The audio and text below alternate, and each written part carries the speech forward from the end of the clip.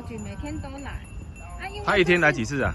不一定、不一定，他有时候5次也有。2次了。今天来2次了。对，早上。一次都开多少？不知道，只要他问老板。问老板，他是开单是罚商家还是罚老板？老板。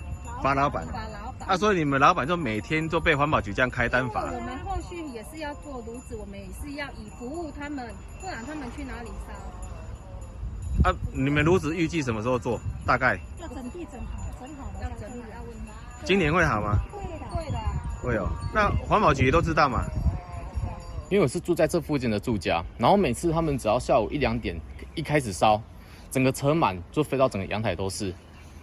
规口卡都拢很呼。有当时我上下班我要经过这条路，骑过我只要没有戴那个摩托车面罩的话，那个烟啊尘螨啊都会飞到眼睛里面去，我觉得是很危险。然后现在又在做道路拓宽，路也不是很平稳，所以我觉得这样子真的危险性真的是蛮危险。然后我有跟环保局说过了，可是我已经讲了大概3、4个月有了，我觉得都好像没有什么措施。然后环保局那边也都不，我至少打100通回报过1次而已，就大致上这样子。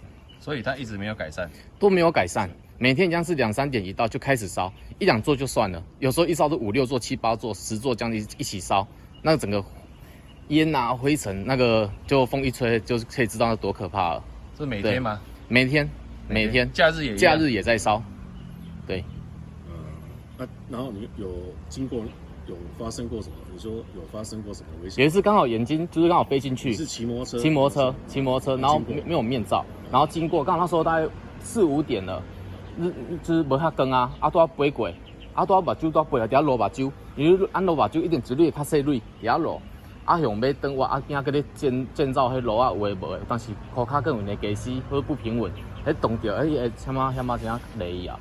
差点摔倒，这样差点摔倒。那你也除了向环保局反映，你有曾经去跟他们这些业者讲过吗？业者但是不敢讲啊。对啊，你要去人家被人家做什么事情，我也不知道。对啊。